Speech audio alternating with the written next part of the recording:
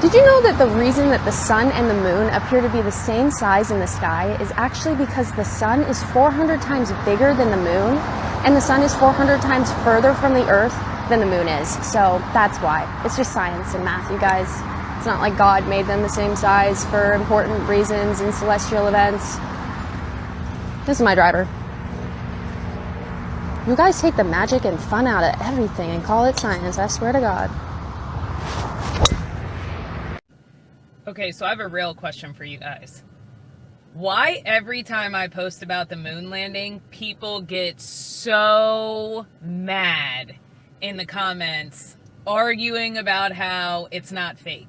Like, what personal investment do you guys have in it? And I could understand if this was all boomers in my comments, because I know boomers love the government, which is odd considering how they did them during Vietnam, but that's a different topic. But people get so pissed. Like, honest, real question. If they lied about it, like, who cares? It doesn't affect us every single day. It doesn't affect us personally. Nobody died from it. Nobody's families were harmed or injured in it. Like, where is the emotional investment coming from? And help me understand why y'all are so invested. I think we can all agree that the government lies to us. If you all haven't come to this conclusion at this point, there's a serious problem. So why would the moon landing be any different? And why do you guys get so mad about it? Like, who cares? Who cares? Of all the things they've lied to us about, the moon landing is not even on my top 50. It just isn't. To be honest, it's a stupid thing to lie about, but it is a lie. Here we go! Let's go! We're going to space! We're going to space!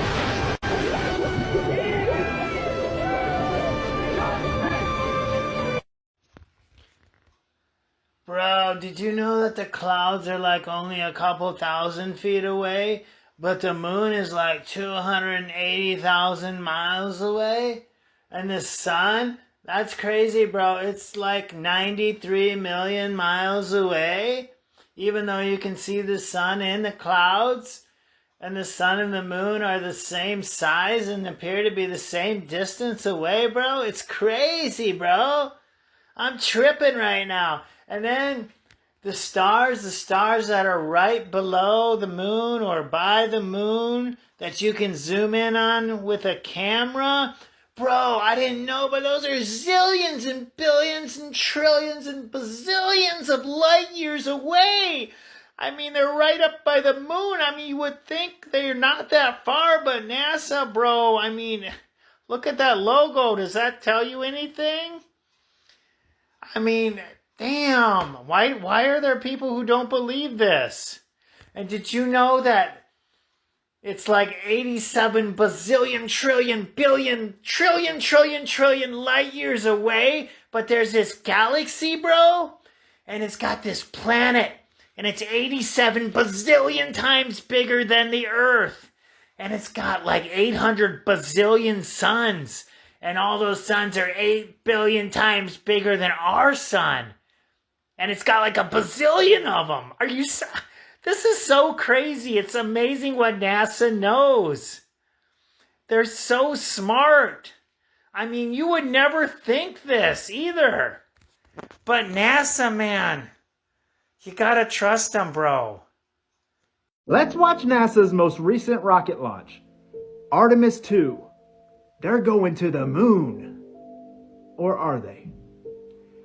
When I show you this close-up image of Artemis 2, in space, it's gonna really make you think. Kind of like it made me think when NASA told us that they just lost the technology to go to the moon and we haven't been able to go all these years. That was the first red flag. Then I started watching and paying attention. Things don't really add up. When you see this image that I'm about to show you,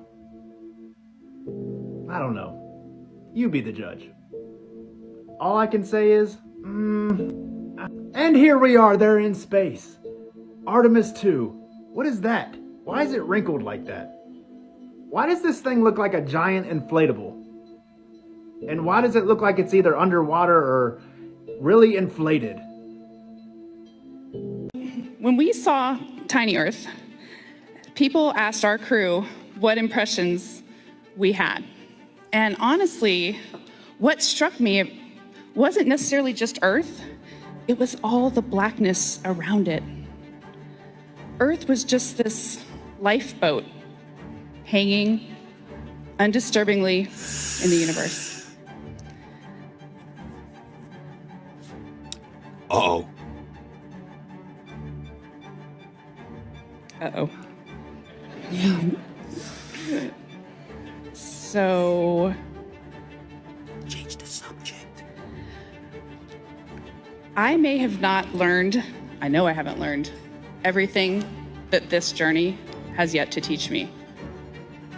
But there's one new thing I know, and that is, planet Earth, you are a crew. So, God loves you. He wants you to come to him and leave all this nonsense behind. He understands, like children, you want to play make-believe.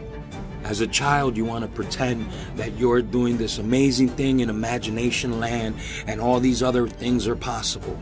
But you're missing the greatest, most incredible thing that there ever is, ever can be, and ever will be. That God is real. That your life is eternal, forever, endless. If you accept and come into his free gift, that you will never suffer pain ever again, or the moronic, idiotic life that is this planet and its badly scripted movie that so many cringingly believe. Please come to God. He's waiting. Another magical historical photo from NASA. Here's the time it was taken, 27 minutes UTC time. I had some trouble making this video. Apparently this is a night photo, just overexposed, and the AI kept giving me the wrong time, daylight times. Then I think I got the right time now though. So this is what we're looking at. We got Africa and South America outlined. Okay, so here's where the Artemis is, about right here, looking at the Earth. And then, so we're gonna follow this line up and do it directly across. See? Okay, so here's where the view would be on the other side. So here's the sun where it is at that time. It makes sense that the sun is off a little bit because there's a sliver of daylight on the back side. This is supposed to be the actual nighttime photo. So now I made a model and I tried to duplicate it. Take a look.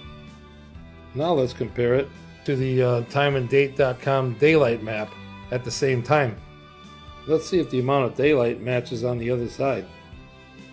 Back to our model. Okay, let's cruise down here. And then we're going to shut the lights off in a second here.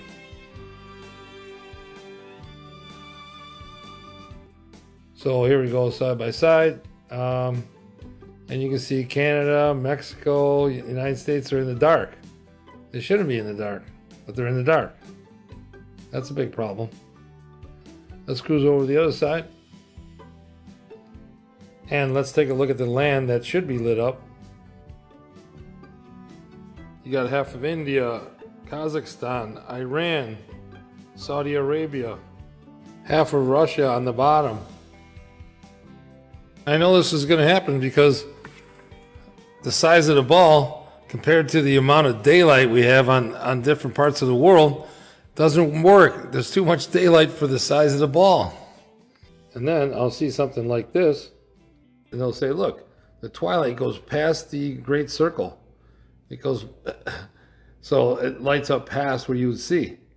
So I mean, okay, so you want to have it both ways every time, right? So you're going past the great circle to give you more daylight to make your model work.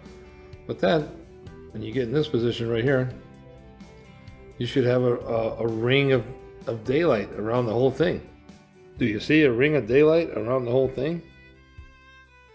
I'm sure some of you are going to put on your level 10 globe goggles and your globe helmet, and you're going to say there's nothing wrong. Okay, real quick, flat Earth map. Moon is right there. So we're going to go 27 minutes, a few degrees off the equator. It's right there. Now watch when I line it up with that. There you go, it matches perfect. South America and Africa are not lit. But all the rest of the stuff is lit like it's supposed to be. So it's possible here and not possible here. So I'm going to go with, I'm ready for the next full-size photo, because they can't, if they show the amount of daylight, it's not going to match the globe. If they show the globe size, like you know they're gonna, the amount of daylight on Earth is not going to fit. Have a good day. So is this what we watched the day of takeoff on April 1st? Because if it was, I have a question for you guys. Where's the shuttle at? Were they sitting up here at the tip? Because if I'm on this, wouldn't it like overheat? Doesn't this whole spaceship get hot? And I know you see it. It basically has a circle around it. Those are the so-called 4 astronauts that were on this rocket. That this rocket, mind you, never came back. You saw it take off, but you never saw it come back. Why is that? So the astronauts and NASA want you to believe that 4 people, including 1 black astronaut, took this to the moon. When you sat there and watched that damn rocket go like this and go like that and disappear. So America, when will the lying stop? Because we've never ever been to the moon. According to this right here. No man has ever gone to the moon. So why would we believe it now? I'm wondering what you guys think is the reason they're allowing us to share things that they would ban us for. Because before they wouldn't allow us to talk about the COVID vaccines or Bill Gates or NASA and the glitches and whenever we went to the moon and all this stuff that they're allowing us to talk about, where before, even chemtrails, like they wouldn't even allow that. And now they're not only allowing it, they're letting us share and comment and post about it. And I have to say, my brother told me, Rachel, you don't come from this reality. No one shares your thoughts and opinions. It's another way to gaslight you into believing that you're alone and you're crazy. But for some reason, there's 3.1 million views right now on the glitches that I outed about the latest mission to the Artemis, right? Although they really didn't like the fact that I outed one of the astronauts was in the movie Mad Max and has an IMDb profile, but that's aside the point.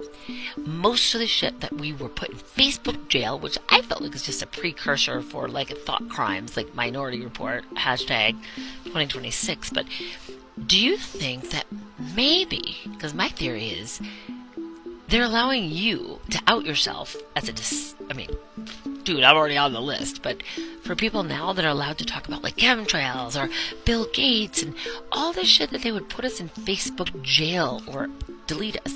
Like, I lost my entire career because I just spoke honestly about what I thought was happening with the COVID pandemic, which turned out to be right, and they softly, quietly gave us all our YouTube channels back, which is really weird as well, because I feel like they're just allowing you to out yourself.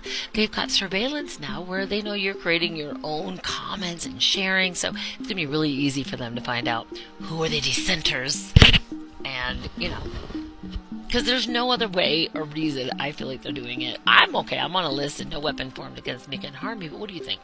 If you believe in the globe model, this is what you believe. According to physics, it's impossible to have a pressurized system beside a vacuum without a barrier separating them. There is, however, one exception. In the globe model, the Earth, which is a pressurized system, is said to be floating in a vacuum, yet there is no physical barrier separating them. The atmosphere is theorized to be held firmly to the Earth because of something they call gravity. What is gravity? According to general relativity, gravity is a curvature of space-time. In other words, something that we can't see and cannot be proven to exist bends like a bowling ball on a trampoline, thereby causing large bodies of matter to become trapped inside these gravity wells. How this is responsible for defying the laws of physics, nobody knows. Yet, there are complicated mathematical equations that are used to lend credence to this theory. So, in other words, if you believe in the globe model, you defy the laws of physics by believing that a pressurized system can exist beside a vacuum without a physical barrier. And you have no proof that this even is possible. Hey everyone, I'm going to be talking about scientific evidences for the firmament above Earth. Alright, the first one is gas pressure. Gas pressure is the amount of force exerted by the gas molecules on the walls of a container. Without the container, you don't have the gas pressure. The gas pressure expands outwards and moves omnidirectionally, and the collisions of the container create gas pressure. We are breathing gas at surface level on the Earth. Therefore, the Earth is contained according to the gas laws. Okay, we've got phases of matter. We can see that gas, it needs a container. Gases take on the shape and volume of their container. So on the Earth we have 14.7 psi at sea level, and as you go higher it gets less and less. Now that's called a pressure gradient, which also requires a container. You cannot have a gas pressure gradient without a container. Gas pressure requires pressure. So you need to have the gas pressure to have a gas pressure gradient. Any amount of gas pressure requires a container. It's like saying, can you have a red car without the car? The answer is no. You need to have the car first to have a red car. So any amount of gas pressure, gradient or not, requires a container. As we go up in altitude, it gets exponentially colder. And due to Gay-Lussac's law and Charles' law, pressure has a direct correlation to temperature. If you get a container of gas and cool it down, it will have less gas pressure. If you heat it up, it will have more gas pressure. The gas molecules get excited, they move faster, creating more collisions. And that's why we have more gas pressure when the heat is higher, and opposite for when it's lower. So as we go higher up in altitude, the gas pressure decreases because the molecules are cool and they get more dense and settle lower, and therefore there is less gas as you go higher up in the atmosphere. And also vacuums require a container. If I was to recreate a vacuum, I would need a container and take the air molecules out of that container to have the lower pressure. So even if we go up and up in altitude, scientifically speaking, the Earth is still enclosed because vacuums require a container. Whenever I recreate one, I have to have the walls to have an absence of pressure too. So any recreation of a vacuum needs a container. According to the globe paradigm, the Earth is essentially an infinitesimal small dot in an outer space vacuum of 10 to the minus 17 torr. So if that was true, all the gases on that tiny little dot would rapidly escape into the vacuum and we'd have no air to breathe. So we can prove this with entropy experiments. If you have a bulb with gas on the bottom, a valve and a vacuum on top, you open the valve, the gas rushes into the vacuum. And if that vacuum volume is bigger than the gas volume, all of that gas will escape into the vacuum volume.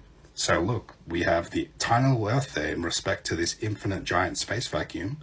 All of the gas on the Earth would violently fill the vacuum and we'd all be dead. So it doesn't matter which way you look at it, the Earth is an enclosed system. Even if you Google, is Earth an enclosed system, it has to agree. And matter does not escape an enclosed system.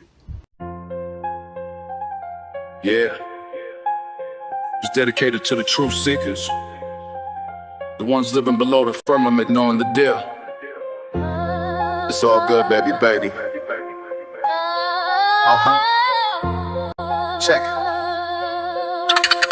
Yeah.